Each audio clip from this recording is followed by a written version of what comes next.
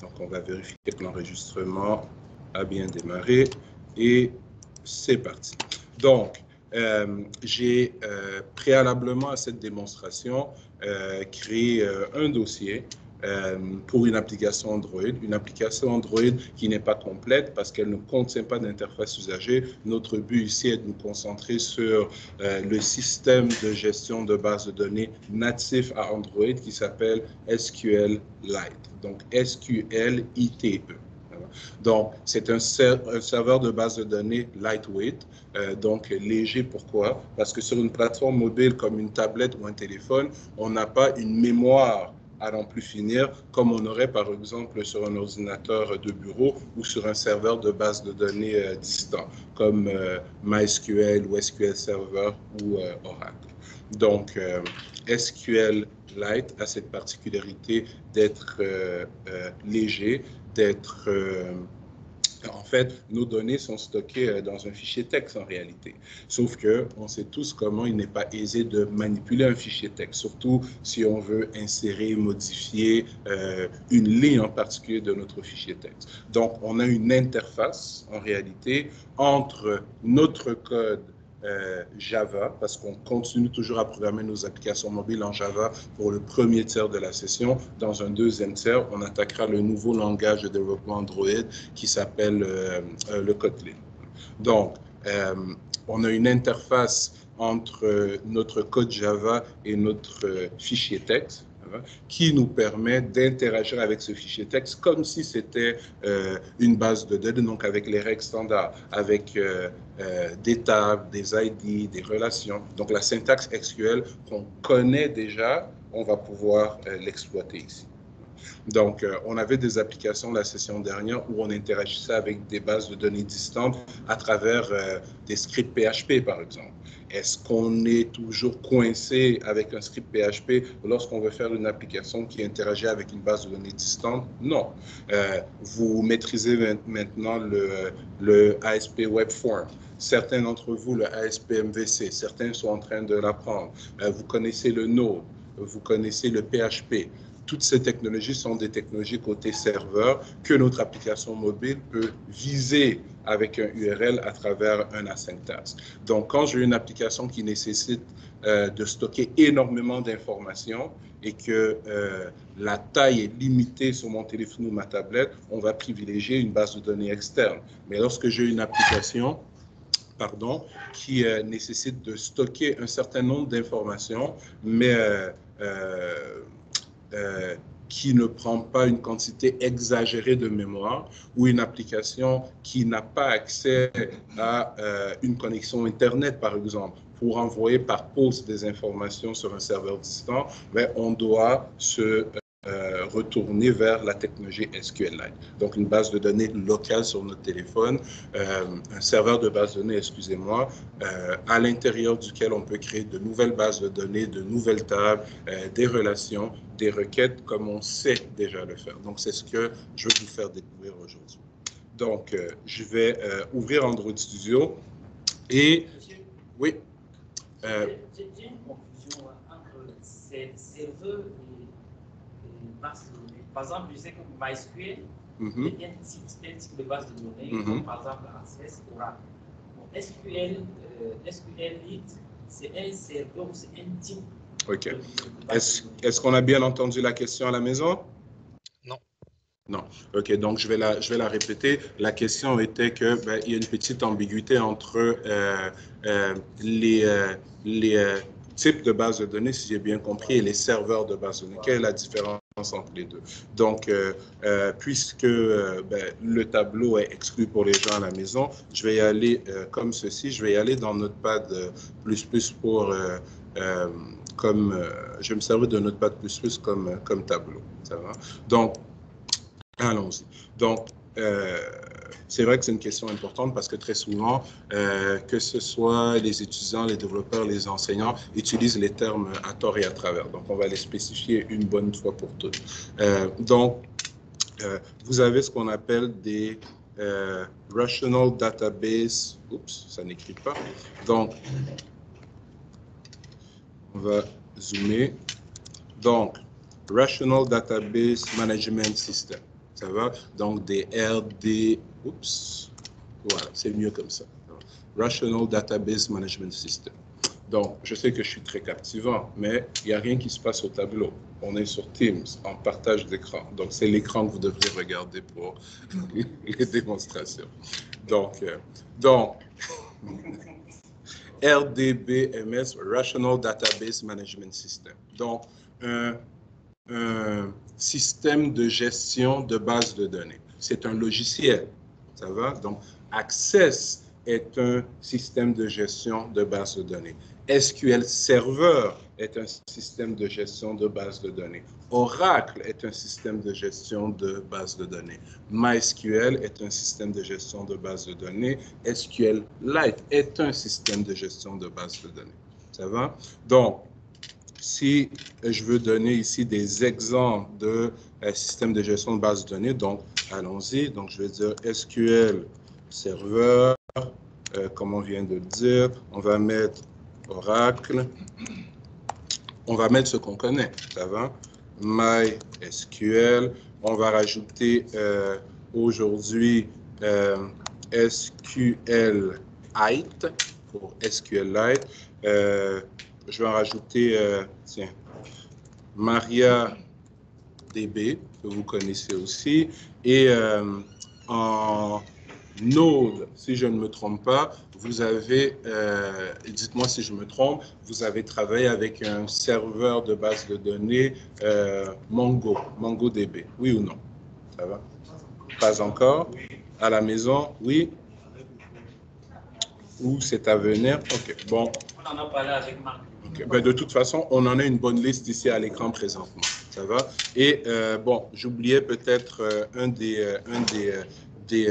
des plus répandus parce qu'il vient par défaut avec la suite Office, Access. Ça va? Donc, ici, on a des systèmes de gestion de bases de données. Donc, chacun de ces logiciels a la capacité de faire quoi? A la capacité de me permettre de créer de nouvelles bases de données. Et à l'intérieur de ces bases de données, je peux stocker des tables, des relations, etc., etc. Donc, le serveur de base de données est le logiciel. La base de données est la boîte qui vit sur le serveur et qui contient nos tables qui contiennent nos informations. Ça va pour la précision? Donc, SQLite est un serveur, mais un serveur local. Tout comme quand vous installez XAMPP, ça va, ou WEMP, ou MEM, vous installez un serveur Apache. Sur ce serveur Apache, il y a un logiciel qui est le serveur de base de données MySQL Server ou encore Oracle. Sur ce serveur de base de données qui est sur votre serveur Apache, vous pouvez créer des bases de données, donc 1, 2, 3, 15, chacune de ces bases de données ayant un nombre variable de tables, un nombre variable de relations, etc., etc. Ça clarifie? Parfait. Donc, je ferme mon Notepad++. Parfait. Donc, voici ma mise en situation. Donc, ne vous occupez pas pour l'instant de ce qu'il y a dans l'activité principale ici. On va y revenir tout à l'heure. Qu'on fasse de la programmation mobile ou de la programmation web ou de la programmation desktop, ben, il faut comprendre qu'on se trouve presque toujours dans une situation où on a une interface usagée. En tout cas, c'est rare qu'on va vous payer de nos jours pour créer une application console qui roule sur l'ordinateur. Ça va? Donc, si vous faites une application desktop, c'est parce que ça va être une application graphique la plupart du temps. Si vous faites une application web, par défaut, il y a une interface usagée. Et une application mobile, il y a une interface usagée. Donc, qu'on soit en web, en mobile ou en desktop, on a toujours ce problème où on veut que l'utilisateur puisse interagir avec une interface usagée, qui est un mécanisme qui permette à l'information récupérée dans cette interface usagée d'arriver côté, je ne vais pas dire serveur, je vais dire back-end. Pourquoi? Parce qu'une activité en Android, c'est mon back-end. Un form1.cs en développement .NET Desktop, c'est mon back-end. Ça va?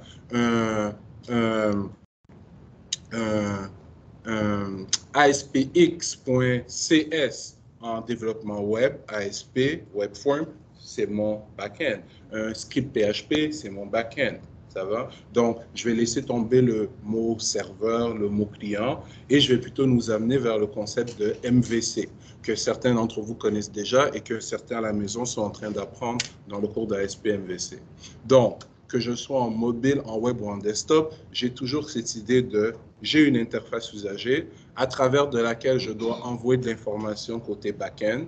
Mon code back-end doit exploiter des modèles, donc des classes, à l'intérieur de laquelle se trouve l'intelligence pour résoudre le problème qui a été soulevé par l'utilisateur.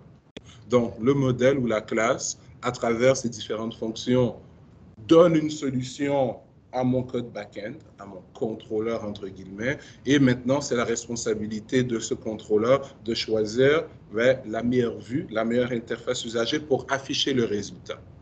Donc, une fois qu'on comprend ce concept de MVC, Model View Controller, dans la mise en situation que j'ai pour vous ici aujourd'hui, moi, j'aimerais manipuler des étudiants. Donc, j'aimerais créer une base de données qui porte un nom X, mais à l'intérieur de laquelle j'ai, pour notre première démonstration, une seule table, la table Student. D'ailleurs, chaque fois que je parle de base de données, peu importe la technologie, mon premier exemple, c'est une table étudiant. Ça va? Donc, on peut faire les comparaisons entre les syntaxes dans les différents langages. Donc, si j'ai une table Student dans ma base de données, qui est ma partie qui me permet de persister l'information, j'ai besoin aussi d'un modèle dans mon application qui va me permettre de représenter les students, les fameux étudiants que je veux récupérer de la base de données ou encore que je veux insérer dans la base de données. Ça va? Donc, première étape, dans mon projet ici, j'ai créé la classe student. Est-ce qu'on est obligé de découper notre projet de cette manière? Absolument pas. Ça va? Mais on est en programmation orientée objet, donc exploitons donc les objets pour mieux structurer notre application.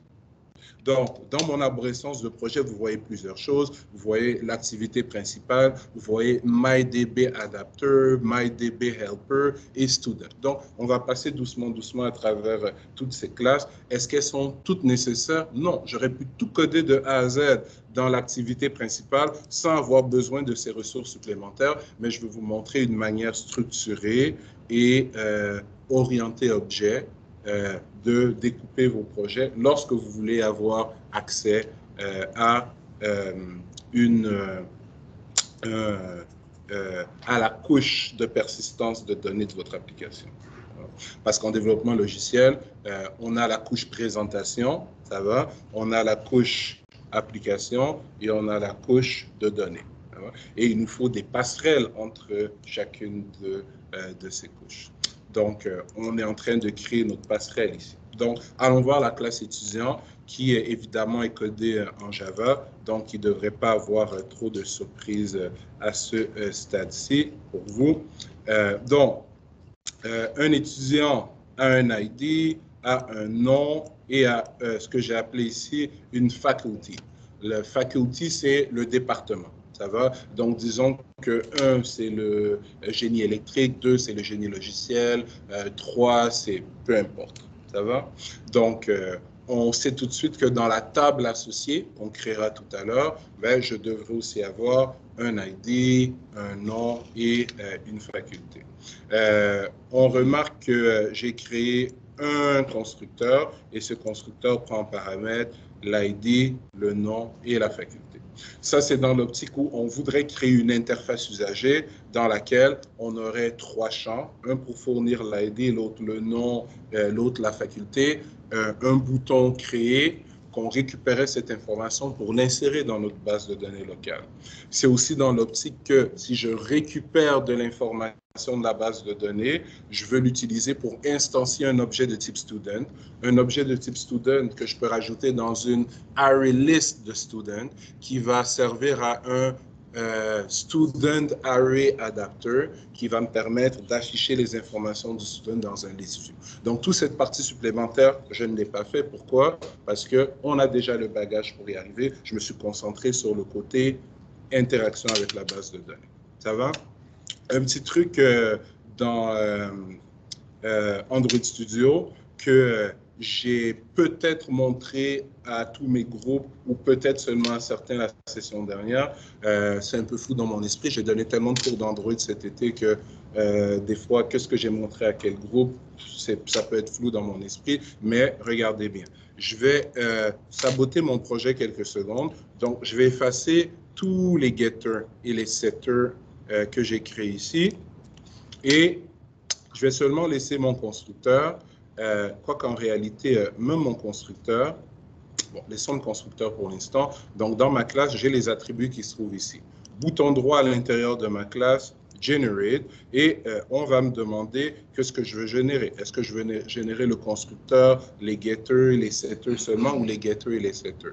Je vais choisir les getters et les setters. On va me demander de sélectionner lesquels je veux générer, et si je fais OK, boum, automatiquement, ils ont tous été générés automatiquement pour moi. Ça va? Pourquoi? Ben parce que c'est du code un peu ennuyant à faire, un getter ou un setter. Donc, de la même façon, si j'avais, excusez-moi, effacé mon constructeur et que j'avais choisi Generate Constructor, en scannant les attributs privés que j'avais déclarés, automatiquement, le constructeur aurait été déclaré pour moi. Donc, ça nous permet d'accélérer un peu certains mécanismes. Et c'est seulement si on a des choses particulières à faire dans un constructeur ou dans un getter, un setter, qu'ensuite on y revient et on va ajouter le code spécifique qu'on a à y ajouter. Ça va pour tout le monde? Parfait. Donc, j'ai ma classe étudiant qui n'a rien de trop spécial. Ça va? Donc, maintenant, le type de données SQLite Database, il existe en Android. Donc, vous pouvez créer une variable de type SQLite Database. Ça va? Ça représente une variable qui contient une référence vers une base de données qui est privée à votre application, qui est dédiée à votre application. Et ce type de données, SQLite Database, contient plusieurs méthodes qu'on peut utiliser pour instancier notre base de données, pour exécuter des requêtes, etc., etc. Mais au lieu d'administrer directement cette base de données nous-mêmes, ce qui a été fait en Android, c'est que on a en fait une classe para qui a été créée qui s'appelle SQLite Open Helper. Donc, si vous créez une classe et que vous faites hériter cette classe et que vous faites hériter votre classe de SQLite Open Helper, ben, on vous demande d'override un constructeur et on vous demande d'override au minimum 2 méthodes. Ce sont ce constructeur et ces méthodes que je vais décrire aujourd'hui qui nous permettent de gérer beaucoup plus facilement, 1, la création de notre base de données, 2, la mise à jour de notre base de données. Quand je parle de mise à jour de notre base de données, ça nous arrive très souvent, qu'on soit sur une application iOS ou Android, qu'on voit qu'une application, disons WhatsApp ou Facebook ou peu importe, est en train d'être mise à jour. Si chez WhatsApp, bon, on décide de changer la structure des tables dans l'application WhatsApp, est-ce que vous êtes obligé de désinstaller l'application pour réinstaller la nouvelle application? Non, la majorité des fonctionnalités restent les mêmes. C'est juste qu'il y a des nouvelles tables et des relations qui ont été rajoutées dans l'application. Donc, il faudrait que lors de la mise à jour, on soit capable de déterminer l'application, la version de WhatsApp qui est présentement sur votre téléphone. Elle contient quelle version de la base de données, avec quelle table et quelle relation. Si la version de la base de données que vous avez sur votre téléphone ou votre tablette est différente de la version qu'on veut mettre à jour, qu'est-ce qu'on va faire? On va faire des requêtes de modification de table, des alter table, add table ou add primary key ou add, etc., etc. Vous êtes déjà des experts en SQL.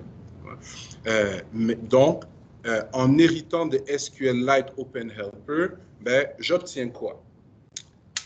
Donc, allons-y.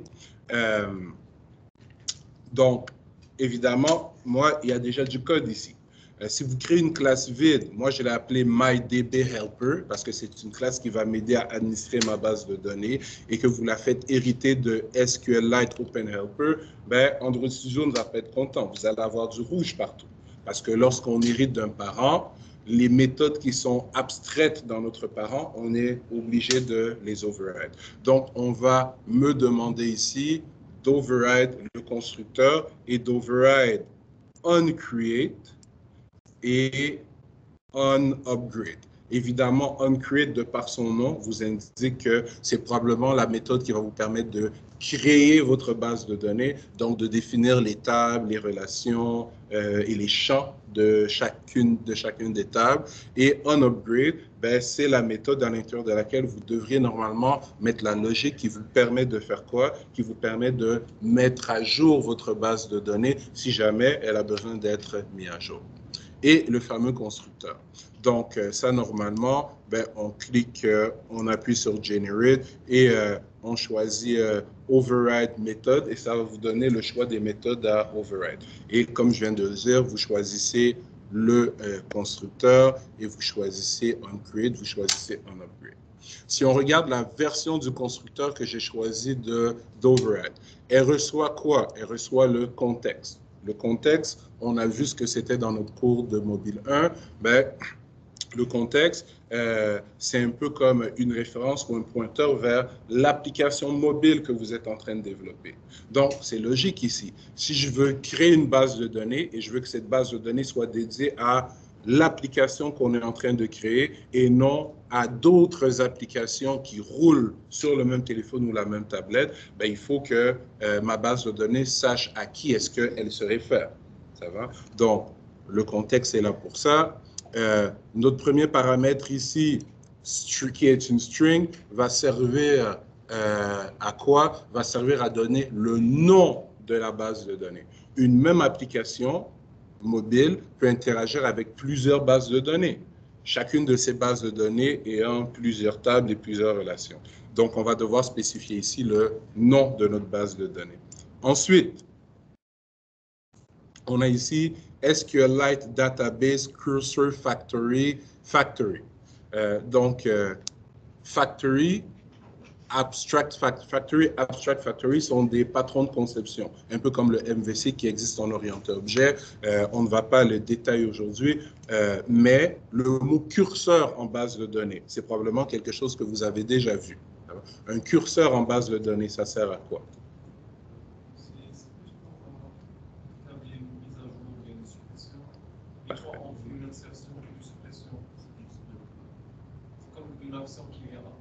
Donc, je répète pour ceux qui sont à la maison, donc c'est pour ça que ça va être important les prochains cours, apportez vos casques pour qu'on puisse, c'est parce que vos micros sont fermés, c'est pour ça.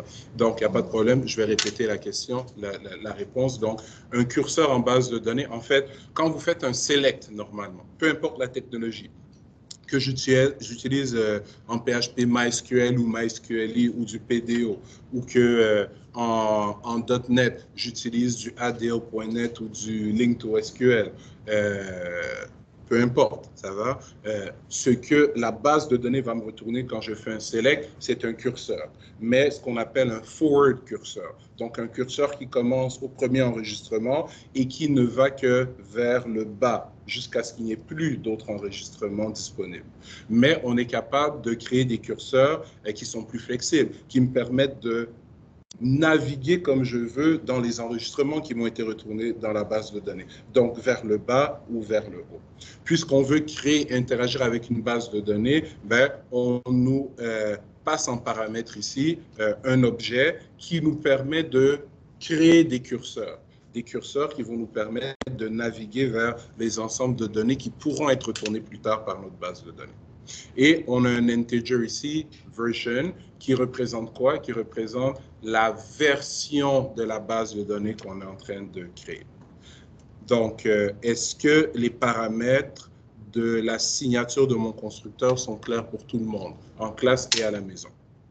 C'est clair? Chacun comprend à quoi chacun de ces paramètres va servir? À la maison? Oui. Oui, parfait.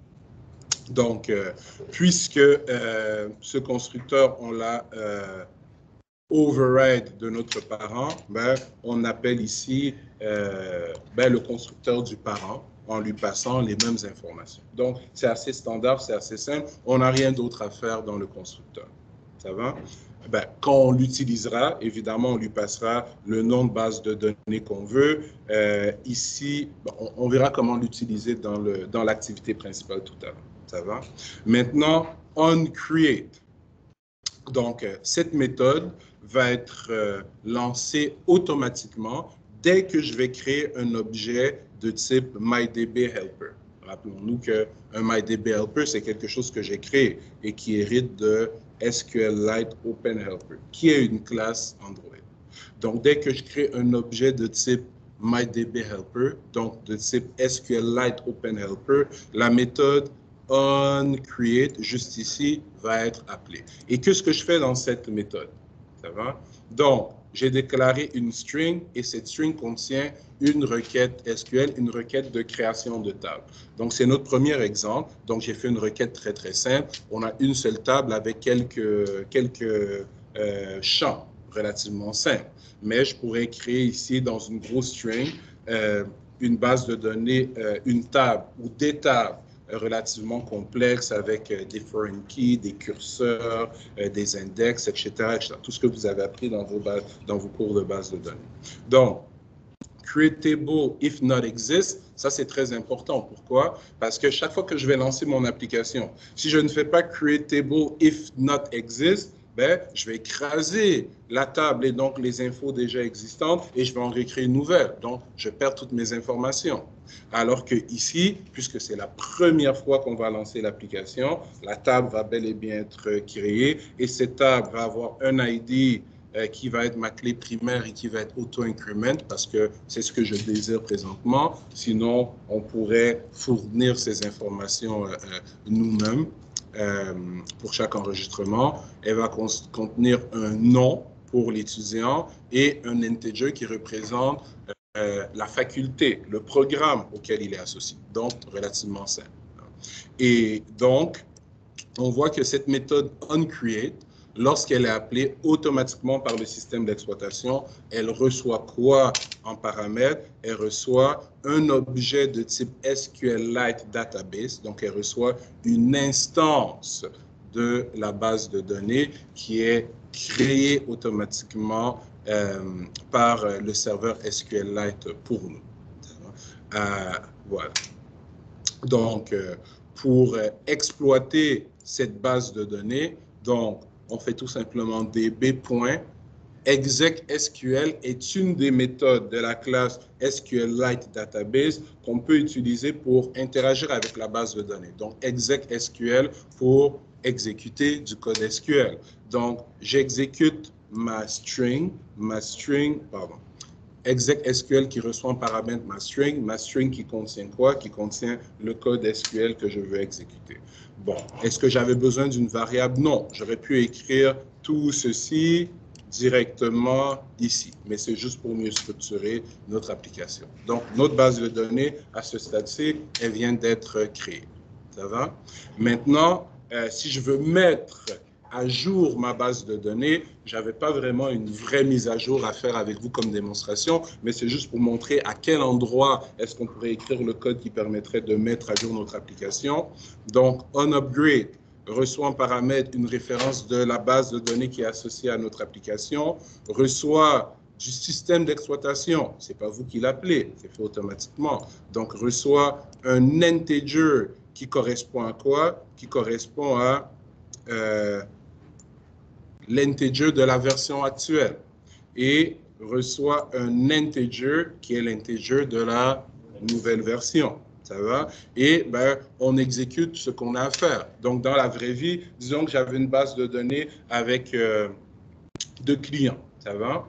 Et dans ma nouvelle structure, j'aimerais être capable de marquer quels sont les clients actifs et quels sont les clients non actifs, ça va? Au lieu d'effacer tout simplement les clients. Donc, qu'est-ce que je vais faire? J'ai une nouvelle structure de base de données dans laquelle j'ai une table client actif et j'ai peut-être une table ancien client.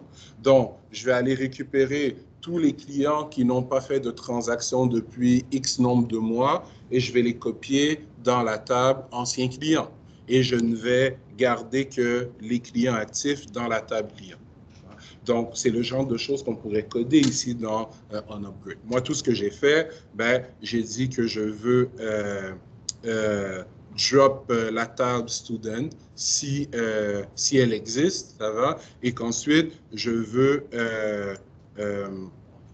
appeler onCreate, donc pour recréer la base de données à nouveau. Donc, ce n'est pas vraiment une mise à jour, c'est plutôt on détruit tout et on recommence à zéro. Mais c'est juste pour montrer où est-ce qu'on pourrait coder notre code de mise à jour. Ça va? Oui? Mm-hmm. Il me semble que c'est exactement ce que je viens de dire. Ça va? Donc, la question, c'était est-ce que je pourrais sauvegarder les informations qui étaient dans l'ancienne table pour les mettre dans la nouvelle table? Mon exemple disait, moi, je veux séparer dans ma nouvelle application mobile, dans la nouvelle version, j'ai rajouté une table qui sépare les anciens clients des clients actifs. Mais dans la première version, je n'avais qu'une seule table pour tous les clients.